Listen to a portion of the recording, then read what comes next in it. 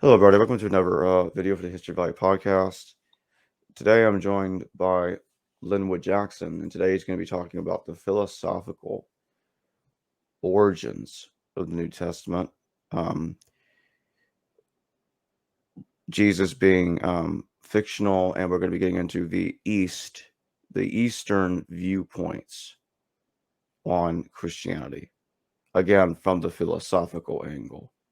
So Linwood, tell us. When you talk about the philosophical origins of the New Testament, what is it specifically that you are referring to, and reference to what, like the influence of previous cultures on Christianity? To be just plain and honest, Hmm. Christianity in and of itself is not even an Eastern religion. Mm-hmm. Christianity in and of itself is part of that Western frame, um, that Greek Hmm. Roman point of view. When I say Eastern, I'm actually stripping Christianity away from the Bible's context.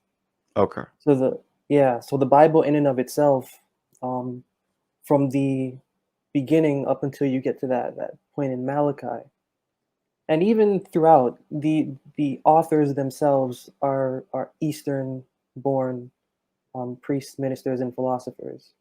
Hmm. So you've got a culture, um, for example, in the book of Job, there's really no introduction to the term called Satan until you get to the book of Job, maybe once in the book of Chronicles. But when you get to the book of Job, you're introduced to this character called Satan, and the way that this character is framed, it's different from how we today know it. We today know Satan as a figure who is deviant against mankind and humanity, which is a concept that is Greek and Roman. It's but back in that time of Job, translating the language that was used, that Hebrew language, this term Satan. You understand that Satan was viewed back then as an energy. So it wasn't about a figure that we cannot see that's doing something against mankind. If you go through the book of Job and really analyze it, this figure called Satan, it's a name given to a term. And the term given to what is negative, and that negative term is a phrase for energy. So if we were living back then and somebody had to say, well, Satan is against you, it wouldn't be an invisible figure because no such figure exists. Back then it Hmm. would be understood as an energy. There's an energy that's postponing your growth, or that's doing something to you, and there's something that you need to do about that energy. So when I'm coming at it from the Eastern perspective, that's really where I'm coming from, is where that mind that's embedded into that code of the Bible, where it comes from. So in that case, that would mean Satan is an allegorical reference to, like, an evil, negative mindset, the discomfort in a person's life, everything that makes the person feel miserable. And that's simply what Satan is. He represents the misery in one's life, The energy, and the not not a energy. not a character, No, not an actual person fighting God and trying to turn people away from God. Um, he's just basically he is the literary device that resembles basically a a happening. what is a thorn on everybody's side in life. Mm.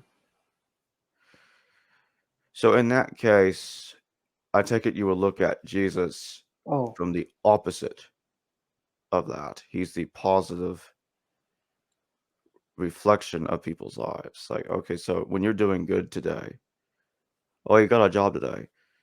That's Jesus. You did good today. Uh, um, you you're, you have the Jesus energy when things are going well. But when things turn bad, it shifts to Satan. Is that basically what's going on? if we were living back then, that would be the thing that we would phrase it. We would want to, because we're humans and we like to categorize things. We would like to categorize it. But Hmm. for in the present age, for example, the story of Satan, um, you read in the New Testament, I saw Satan fall down from heaven as lightning. that story of falling down from lightning, it's actually not an original story. It comes from what's called the Baal cycle, which I'm sure you're familiar with, your audience is probably Yes. familiar with. The story of the Baal cycle is a story of actually the son of God was actually cast down and replaced by Baal as to be the king or the then God or whatever. It was actually Mot or Yam that fell down. So in reality, our Satan today, if we were alive back then, would be Yam, and the Hmm. Jesus of today would be Baal, and the God of today would still be the same God as it was back then, El. So what I'm doing is I'm not going into that route because these are characters that aren't real. But Mm. but for us it makes sense because that's just the culture that we're brought up in. My writings and the things that I talk about, they strip all of the mythology away and they get to the underlying allegory of the underlying allegory. And where it all generated from um, terms that needed characters to be relatable. And as you're saying, these would be relatable characters: Jesus, Satan back then from the book of Job, instead of being acknowledged as an energy, transforms by the time you get to the book of Isaiah, and all of a sudden he's called Lucifer. And then by the time you go from Isaiah to the New Testament, he's transformed again to something called Satan and the dragon in all of this. I remember that in the New Testament, Jesus is referred to as having utilized the powers of Beelzebub, Lord of the Flies. And I just want to throw that in there for the audience because it's interesting that Jesus, the Jesus character, that somebody put that in the mouth of Jesus, saying that he utilized the divine powers of Beelzebub. And I just wanted to bring that up in hindsight, since since you mentioned the Baal cycle. Um, I always found it peculiar that in the New Testament Jesus utilizes the power of basically Baal, Yeah. and even though Baal is supposed to be a false god in the Old Testament, for some reason Jesus is utilizing his powers in the New Testament. Um, in another way, I guess what one's doing, I guess what's happening there is they're trying to make Jesus like bigger than Baal. Says, "Oh, I'm doing everything Baal is doing." So in that sense, he's using in that sense he's kind of like a copycat in that aspect. So what do you think? Like, why do you think Christianity rose in the first century? What do you think caused Well, it to start?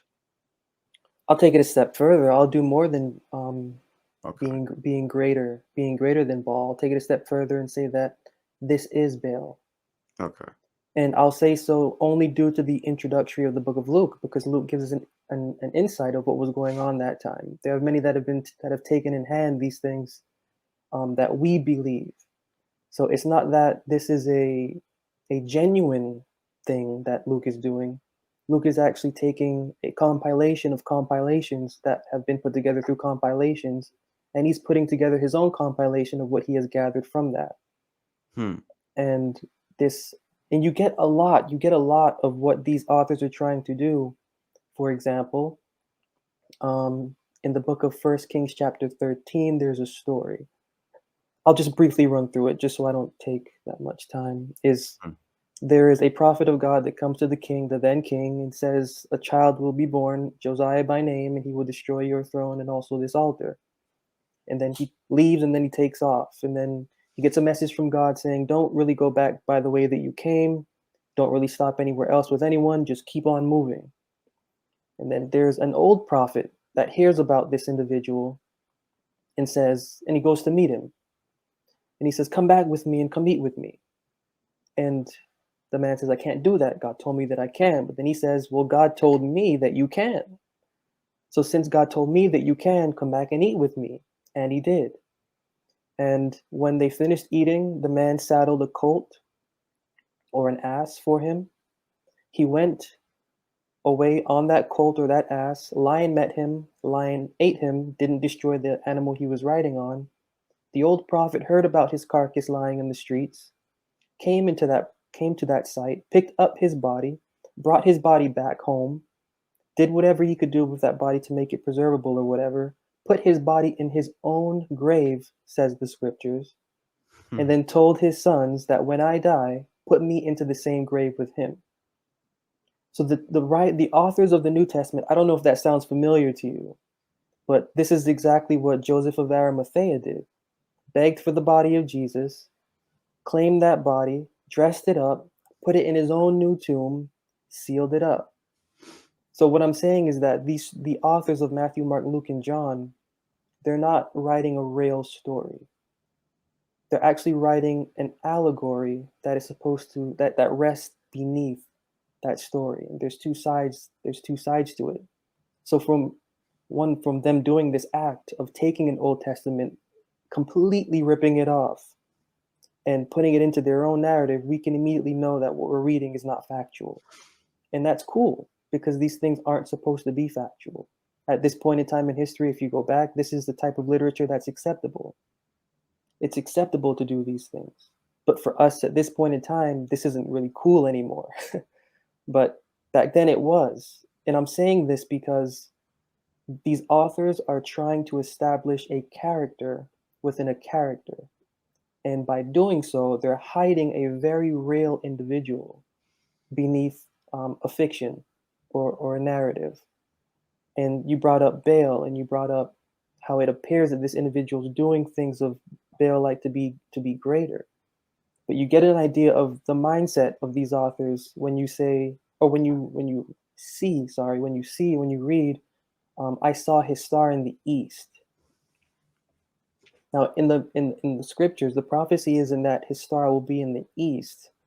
It says that his star will be in Jacob in the book of Genesis. If these authors were going to be genuine and honest with what they're doing, they would quote that instead of saying the east. But if you take this term in the east, you go back to the book of Ezekiel, and it says that the glory of the God of Israel came by the way of the east.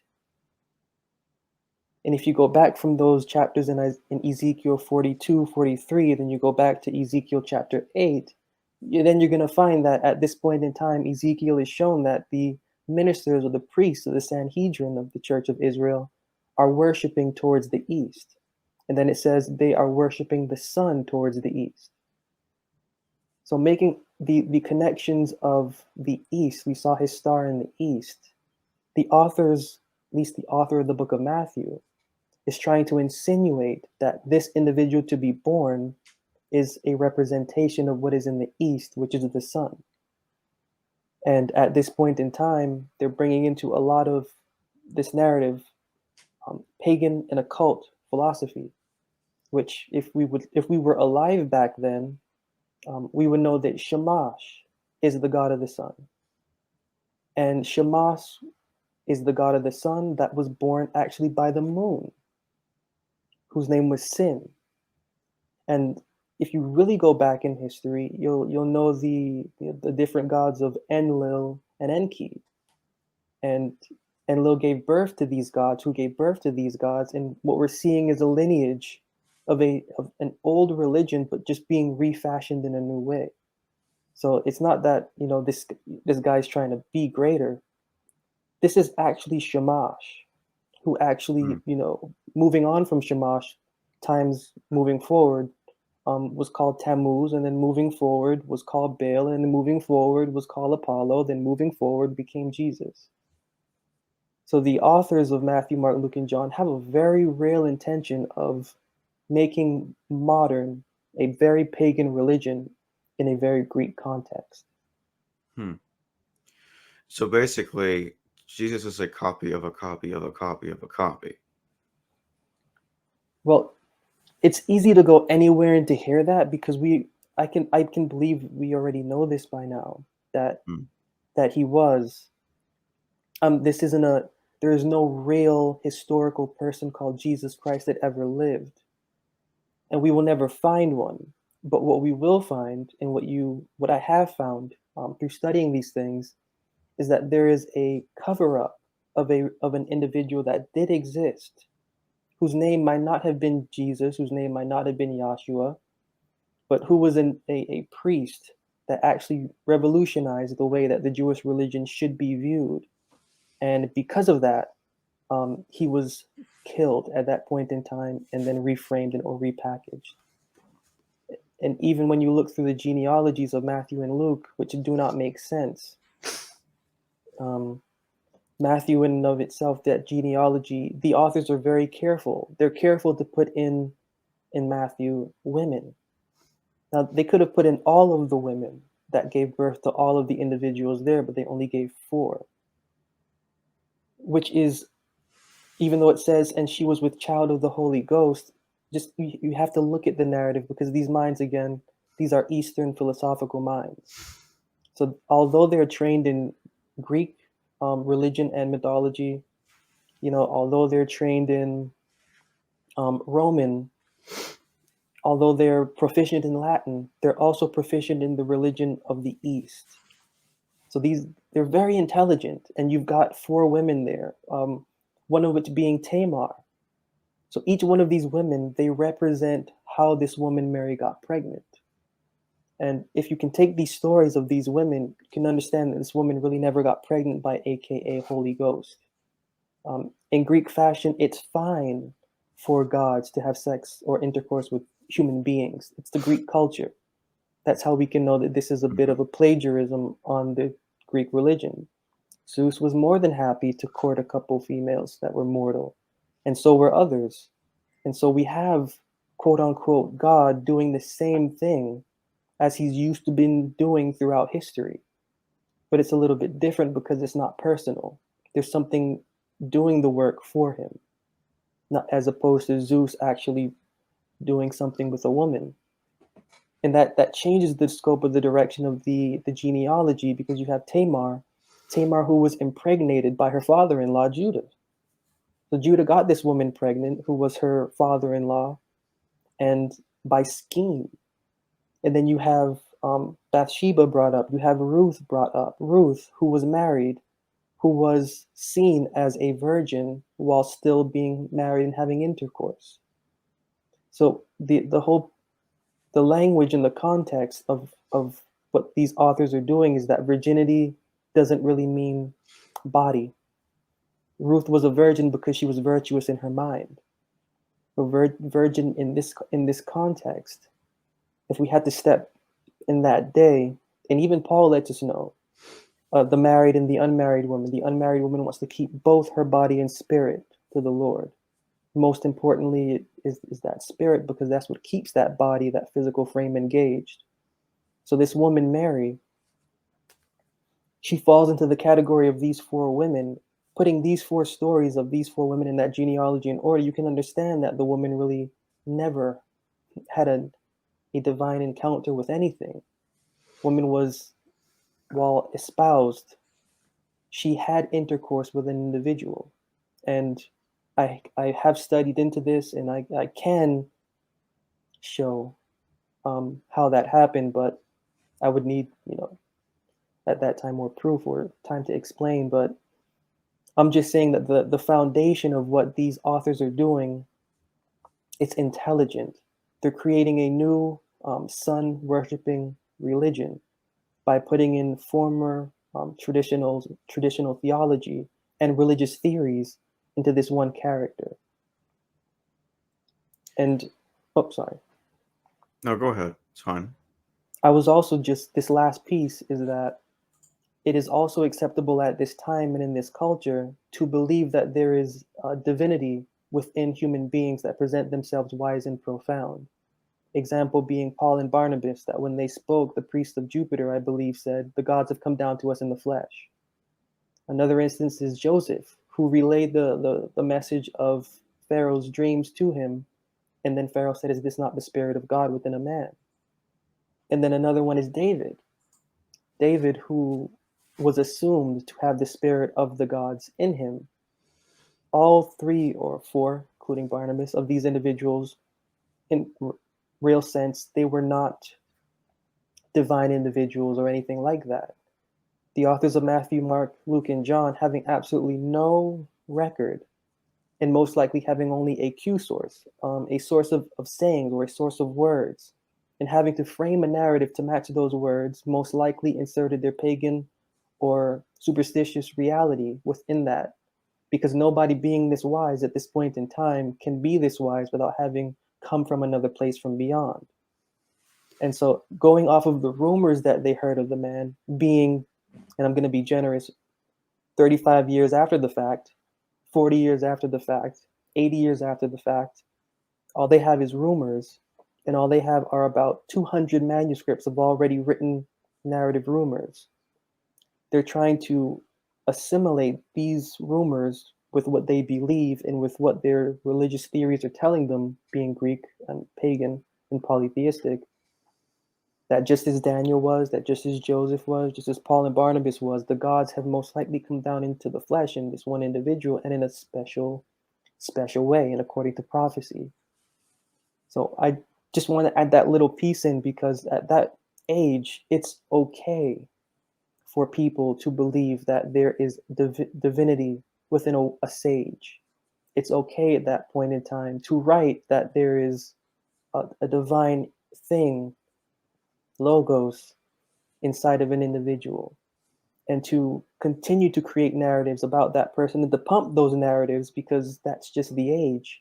But the age that we're living in now, these things are no longer acceptable, these things are no longer credible, and the design for them at this point in time, it needs to go beyond the scope that we are given. And so I don't just lay out this side of it, because there's no mental healing to simply hear that this is all fraudulent. I can actually, I add on to this by showing that Jesus Christ, not being a man, but the context in which this term or this phrase Jesus Christ is used by Paul, John, and Peter, it alludes to a philosophy. Jesus Christ in and of itself is a philosophy that was preached. So it's not that a man was Jesus Christ, it's that a man gave Jesus Christ through his words. And that's what the Bible tells us. His name will be Emmanuel, which is God with us. And this isn't a literal name. In the Eastern religious world, names don't mean literal names. Like I'm Linwood, you're Jacob. Names represent ministry. Names represent actually the character of your ministry. So if you have an individual called Barabbas, whose name means son of the Father, this is an individual who is named due to his ministry. If you have a person called Barnabas, we're told that this individual was named because of what he brought philosophically. And this is how these minds operated. So Emmanuel was a name, not literal, philosophical. The man was a real man that gave Emmanuel. He was not Emmanuel. That gave Jesus Christ. He was not Jesus Christ. And I can actually break down how this term Jesus Christ is used by Paul and them, to show that they're not actually talking about a man when they speak. They're talking about a philosophy. It's no different than what we do in law. For example, there's cases, Sherbert versus Werner. If you read any law books, initially they will mention, and in the case Sherbert versus Werner, but the more that they reference this case, they're going to cut it down, and they're just going to say in Sherbert. And you're supposed to know that this means in Sherbert versus Werner. This is what the authors do in the New Testament. They'll say Jesus Christ, they'll say Christ, they'll say the Lord Jesus Christ, and they'll say them in the context of what we currently do when referencing a philosophy or a text without being so blatant. So it's very tricky, and you have to know the times and the context when and when not to apply. But Jesus Christ, it is very, very evident that this is not a living figure, and in the stories put together to frame it are not stories that have actually taken place, but the authors have artificially created or recreated past stories in this one individual. That's there, that's evident. But that's surface. The depth of it is that when you're seeing the name Jesus in Matthew, Mark, Luke, and John, you shouldn't be thinking of an actual person. You should be thinking of a philosophy. And that changes the context of what these quote unquote miracles are when it comes to healing and walking on water and all of this. Because there's also, you go into the Buddhist religion, Buddha also walked on water. I don't know if this is really known, but all of these stories, everything that we're reading, it's taken from other religions and it's taken from other times on a surface level. But beneath it, to look at it as it should be looked at, is that this is a philosophy that was born, and this is a philosophy that performed things in a way that philosophy does. It's just embellished. Yeah, speaking of the walking on water, the Greek giant Orion does that too. Yeah, He walks on water, and I was always fascinated by it because Orion. What's interesting about him is he technically dies and rises again, but not quite the same way as other dying, rising gods. When he's killed, Zeus throws him up into the constellation, into the sky, so he becomes a constellation. And Scorpion and Orion are just chasing each other forever.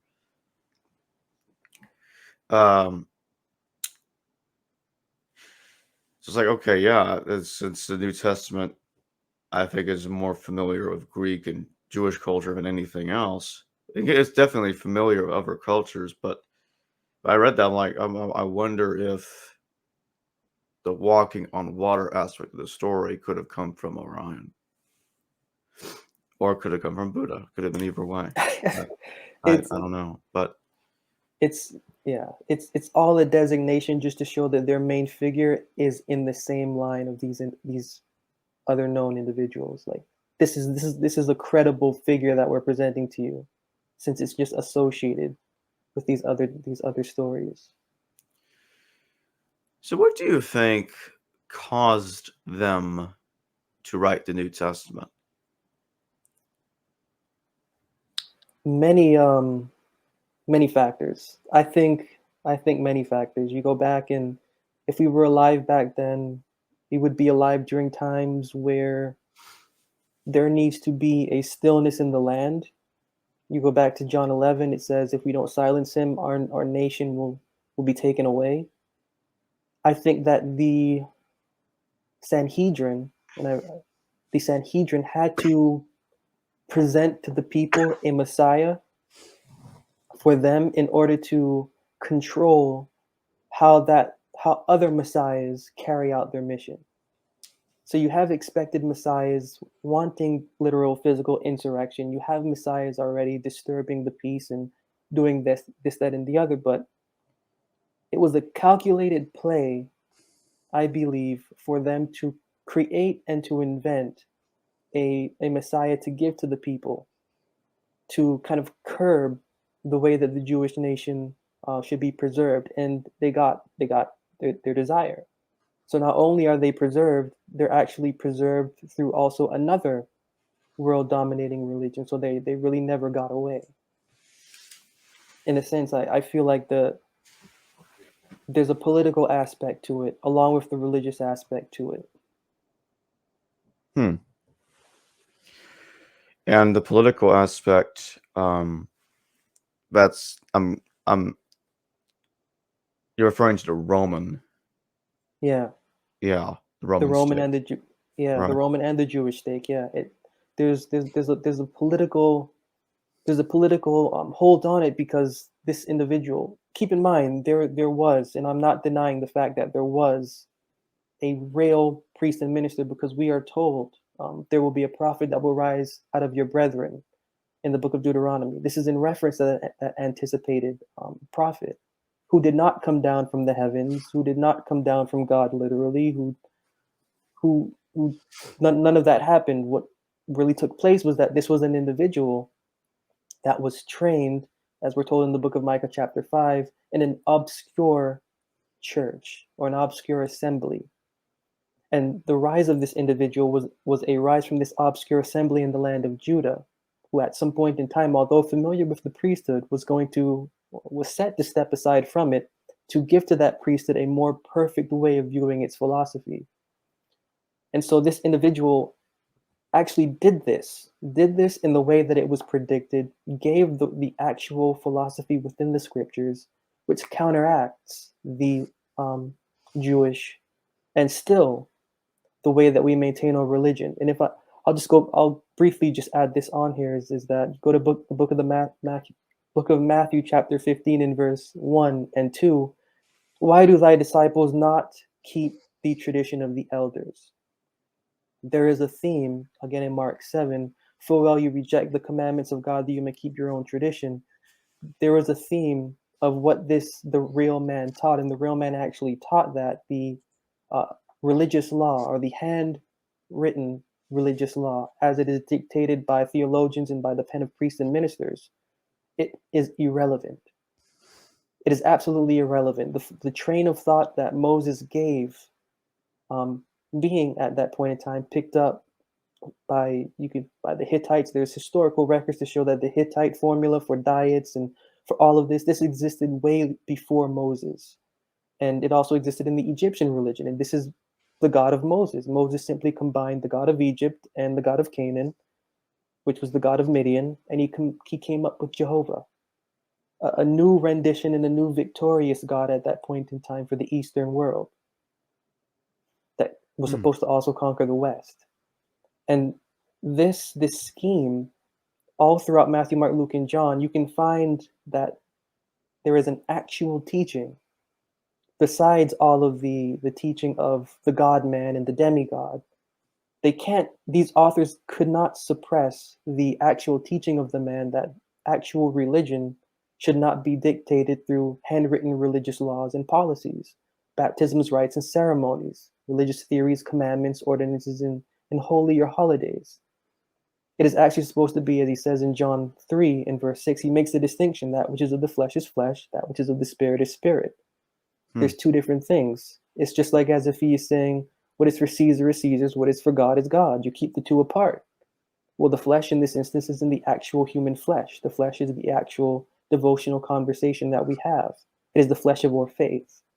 So there's things for the flesh of our faith that are not for the mind of our faith, and there's things for the mind of our faith that's not for the flesh of our faith. And the two should never combine. And actually, at this point in time, what is for the mind of our faith is overarching and is abolishing what is for the conversation's body. And he changed the direction of the scope, because you cannot worship God without offering something. You can't worship God without eating the bread and drinking the wine. You can't worship God without a baptism. He was an atheist. He took God out of the equation by changing the routine. And this is what they said of Stephen. He said Stephen was trying to change the laws of Moses against us, but he was really not. He was only giving what the actual philosophy within the scriptures are, which is you putting away, as Paul says in Ephesians 4, putting off the former conversation, the old man, which is the old mind of devotion, and being renewed in the spirit of your mind, which is cultivating a faith that works, where you're no longer held to the dogma, where your mind can actually experience and develop principles of its own. This man taught this, and I'm not denying this fact. The man taught this, and the man was killed for it. And not only was he killed for it, he was rewritten ecclesiastically and philosophically out of history and replaced with this new Shamash called Jesus Christ. And I think that it was done, and I believe that it was done, and I can prove that it was done for the purpose of the preservation of the Jewish nation, for the purpose of the preservation of the Jewish God, and for the preservation of the conquering of Rome, because they did conquer Rome through this figure, so they got their desire. Not only are they preserved to this day, but they have conquered their enemy. And we don't really know Rome anymore unless it is associated with Christianity. And so the legacy that they have put together to hide this secret that they wanted to keep silent about the overturning of their religion, because it was prophesied in the book of Isaiah that this would happen. I believe for political and religious reasons, they did kill an individual that presented the actual fact, and they were worried that this would get out and overturn their world. And so they took this individual, they killed him physically, but the real crucifixion occurred philosophically, where they actually took this man and they transformed him into what we now know today. And truth be told, the Jesus of Matthew, Mark, Luke, and John, they're all four different individuals, but they're all, what keeps them together is the fact that they are Barabbas. They are the one that was exchanged for the real. And I think that's what, even though these events, they're not factual, I think there's an underlying story and an underlying reason for them being given that hints at what the fact is. An exchange happened. An exchange happened where a philosophical sage was exchanged for a hoax in a new sun worshipping religious fashion. Well, that was very fascinating. I want to thank you for joining me today.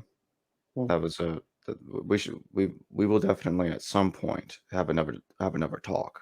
And next time I like to make it live so we can take in questions from the audience. Oh, by the way, Linwood Jackson has his own YouTube channel, and when I edit this, I'm going to have it on the screen so all of you can see it. So go over there and subscribe and go watch his videos. It's very fascinating content. Appreciate it. We need to know this. We need to. We can't be. We just can't be this way anymore. You've got everyday science doing something, and whether or not it's good or not, they're still giving it to us. And this aspect of philosophy, you've got theology as a branch of science that is bettering no one and nothing. Like theology is really doing nothing. Like the study of theology in and of itself has nothing to do with what is legit, because theo or theos is a god that never existed.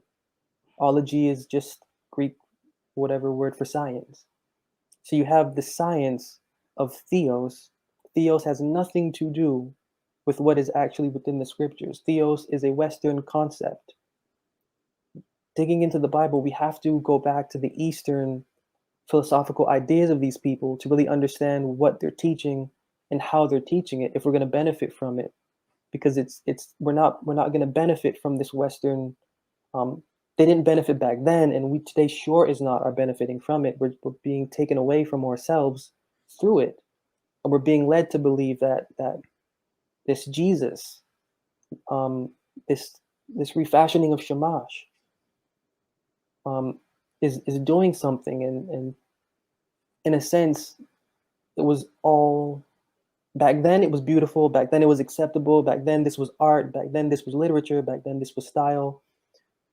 Today, at this point in time, it's just injury to our human being, and I'm not content with that injury, so I don't really stop there. There's platforms, there's individuals that stop at that point, but I actually study these things, and I go deep into the context of the language and of how it's framed, and I can prove beyond the surface pagan system that has been produced for political and religious reasons, that there is an underlying philosophy, and that underlying philosophy is for the betterment of our human being inwardly and also externally, how we benefit one another. So I appreciate you having me on, and we really need to know these things. Of course. Hello viewers, thanks for watching this video from the History Valley YouTube channel. Please don't forget to subscribe and hit the notification bell, and if any of you wish to further support this channel, please consider checking out this channel's Patreon page and becoming a patron, and or donate through PayPal or through Super Chat during a live stream. Thank you.